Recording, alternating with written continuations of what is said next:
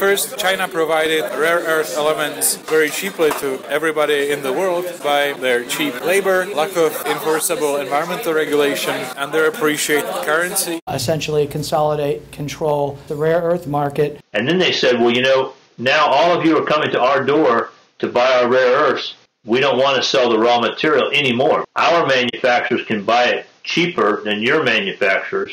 They imposed a huge export tax on rare earth elements, and so one had a choice to accept a huge tax and increase in the price of the product, or to relocate factory into mainland China and buy rare earth elements on a local market without tax. It's a strategy, and it's working pretty well. Manufacturers which use rare earth elements in their products located their manufacturing base inside China. The jobs in manufacturing transferred from United States and Western Europe into the Chinese mainland. They've moved all the way up the value chain and are actually able to leverage their position into capturing other countries' IP. If Toyota really wants to build a million battery packs, in the end, if they don't find a solution to the heavy rare earth problem, they'll be building them inside China. We just created a $150 million bureaucracy to hand IP and technology and environmental science to the Chinese government. Older folks like me will recall a day when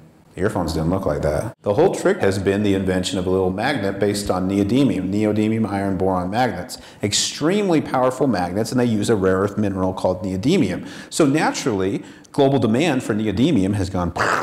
And because neodymium iron boron magnets are so powerful, one of the places they find application is in the generators that sit on top of windmills. Because if you're going to put a generator on a windmill, on this really, really high stock, you want it to be as lightweight as possible. Currently, it's all being mined in China. Now, why am I talking about neodymium? Well, because thorium is always found with heavy rare earth elements. If you remember your periodic table, the lanthanides, that column above the actinides, those are all the rare earths. Thorium policy in all Western nations undermines a successful development of a domestic rare earth market. All of the rare earths that most Western mining companies are willing to process are what they call bastnasites or carbonatites. They typically select these rare earths not because of the high ratios of rare earths, but simply the absence of thorium. So consequently, the only operating rare earth mine that just opened up this year produces essentially the lighter half of the lanthanide scale, and in fact does have some monazites, which are a thorium rare earth enriched mineralization, which they dispose of. The most common form of heavies in terms of total aggregate would be monazite or phosphate types. So what happens all across America,